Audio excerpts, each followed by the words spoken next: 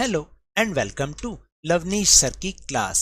This is Directorate of Education GNCT of Delhi's worksheet number 28, and it is only for 9th class students. It has taken from the subject Social Science, and we will learn and understand and continue chapter number 3 Constitution Design in this worksheet, and we'll also discuss the subtopic Basic Values of Indian Constitution. So students, आज की इस worksheet में हम जो chapter number 3 है constitution design उसको continue करेंगे और उसके ही topic basic values of Indian constitution को हम डिस्कस करेंगे.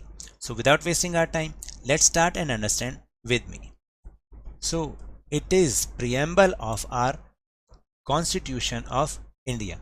ये हमारे कॉन्स्टिट्यूशन ऑफ इंडिया का प्रीएम्बल है. और आपको याद आ रहा है ना कि ऐसा ही कुछ आप अपनी जो बुक्स हैं, टेक्स्ट बुक्स हैं, उनके फर्स्ट पेज पर ऐसा लिखा देखते होंगे. जी हाँ, ये हमारे भारत का प्रीएम्बल है, कॉन्स्टिट्यूशन का प्रीएम्बल है. प्रीएम्बल का मतलब क्या होता है कि यानी ये एक समरी है जिससे पता चलता है कि हमारे कॉन्स्टिट्यूशन में आखिर क्या लिखा है या हमारा कॉन्स्टिट्यूशन किस पर बेस्ड है. तो यहाँ पर कुछ हाईलाइटेड वर्ड्स हैं जिनकी एक्सप्लेनेशन अभी हम नीचे भी समझेंगे. So let's read this preamble first. We the people of India, having solemnly resolved to constitute India into sovereign, specialist, secular, democratic republic, and to secure to all its citizens justice, social, economic, and political liberty of thought, expression, belief, faith and worship, equality of status and of opportunity, and to promote among them all fraternity, assuring the dignity of the individual and the unity and integrity of nation. In our Constituent Assembly, this 26th day of November 1949, do hereby adopt, enact, and give to ourselves this constitution. तो ये थी हमारी preamble constitution की. Now we'll explain some words which are used in this preamble. What is the philosophy behind the making of our constitution? यानी हमारे constitution को तैयार करने के पीछे क्या दर्शन छिपा है. The answer is known by understanding the preamble of the constitution, that it contains the philosophy on which the entire constitution has been built. यानी इस अपनी प्रीएम्बल को, जो कॉन्स्टिट्यूशन की प्रीएम्बल है, उसको जानने के बाद हमें ये समझ में आया कि इसके पीछे की फिलॉसफी क्या है जिस पर कि पूरा कॉन्स्टिट्यूशन जो है बेस्ड है. The Constitution of India begins with the basic values which is called the preamble और preamble of the constitution.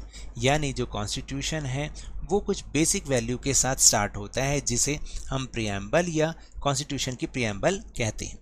The main points of the preamble of the Indian Constitution, यानी जो हमारे इंडियन कॉन्स्टिट्यूशन की preamble है उसके main points क्या क्या हैं, let's discuss. We the people of India, यानी हम भारत के लोग. The ultimate power lies in the people of India and the Constitution is supreme, यानी कि जो भारत के लोग हैं वो अल्टीमेट पावर है, यानी कि सबसे ऊपर वही आते हैं और कॉन्स्टिट्यूशन जो है सर्वोच्च है, सुप्रीम है. सोवरियन क्या होता है? India is free to take its own decisions, no external power can influence its decisions. यानी इंडिया अपने डिसीजंस लेने के लिए पूरी तरह से फ्री है और कोई भी बाहरी ताकत आके हमारे फैसलों पर इन्फ्लुएंस नहीं डाल सकती. Then socialism. The government should make laws related to the entitlement of land and industries in such a way that socio-economic inequalities are reduced. यानी गवर्नमेंट को लैंड और इंडस्ट्रीज से जुड़े कानूनों को इस तरह से बनाना चाहिए ताकि जो सोशियो इकोनॉमिक इनइक्वालिटी या समानता है ये कम की जा सके. Then secular. All religions are considered equal in India. Any religion has not a special status in the country. यानी सेकुलर का मतलब क्या होता है कि हमारे इंडिया में सभी रिलीजन, सभी धर्मों को बराबर समझा जाता है और कोई भी एक धर्म उसको विशेष दर्जा प्राप्त नहीं है। Then democratic, a system of governance where the people themselves choose their rulers and hold them accountable, यानी एक ऐसा सिस्टम जिसमें कि लोग अपने शासकों को चुनते हैं और उन्हें जवाबदेह भी बनाते हैं, तो वो क्या कहलाता है? Democratic system. Then next is republic.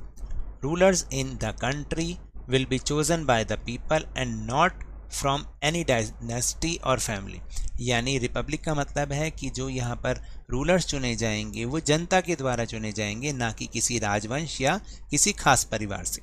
Then justice, no citizen can be discriminated against on the basis of his class, colour, caste, religion, sex etcetera, यानी भारत के किसी भी व्यक्ति के साथ उसके वर्ग, उसके रंग, उसकी जाति, उसके धर्म या उसके लिंग के आधार पर भेदभाव नहीं होगा। There is a rule of equality, और यहाँ पर एक समानता का अधिकार है। Then liberty, liberty, the citizens of country have the freedom to express their voice, यानी उन्हें अपने व्यूज़ को एक्सप्रेस करने का, जो यहाँ पे लोग रहते हैं उन्हें अपने व्यूज़ को एक्सप्रेस करने का पूरा राइट है। Then equality, all citizens are equal before the law in the country irrespective of caste, religion, gender, color etc, यानी जो कंट्री के लोग हैं, जितने भी लोग हैं, वो कानून के सामने सब इक्वल हैं, चाहे वो किसी भी जाति, धर्म, लिंग या रंग के हों। और उसके बाद है fraternity, everyone in the country should behave like a family, maintain mutual brotherhood, यानी इस कंट्री में रहने वाले सभी लोगों को एक फैमिली की तरह बिहेव करना चाहिए और भाईचारे को बनाकर रखना चाहिए। So this is the topic, these are the topics of this worksheet. Now will move on question answer section.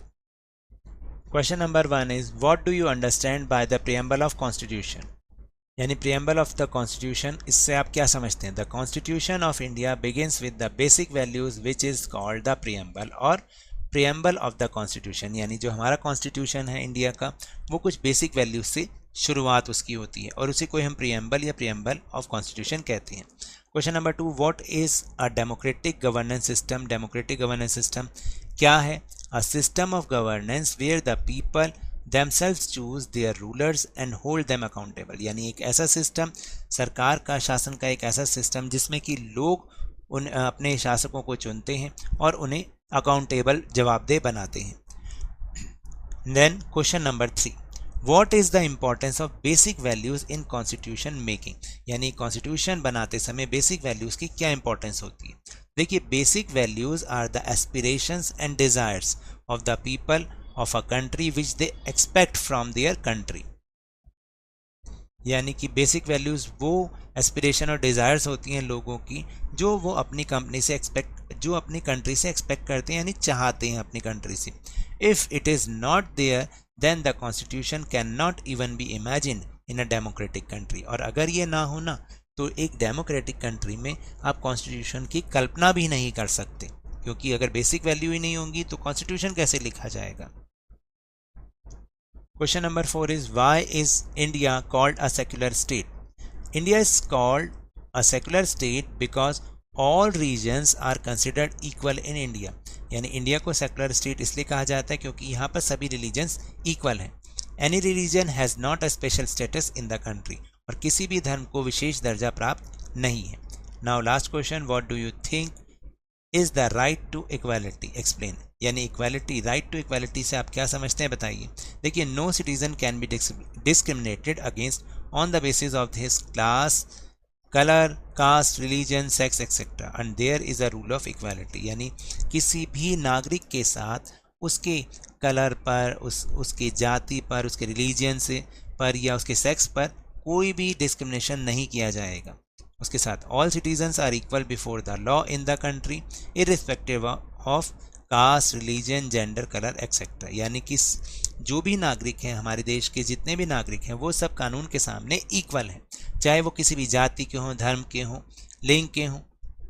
ठीक है, तो इस तरीके से ये राइट टू इक्वालिटी होता है। अब हमने टेलीग्राम ऐप पर भी एक चैनल लवनीश सर की क्लास बनाया है, जिसका लिंक आपको वीडियो के डिस्क्रिप्शन बॉक्स में मिलेगा। वहाँ से आप हमारे ग्रुप के साथ जुड़िए और इस वीडियो का लिंक और इससे संबंधित और भी इंपॉर्टेंट वीडियो का लिंक आपको वहीं एक जगह मिल जाएगा, आपको सर्च करने की जरूरत।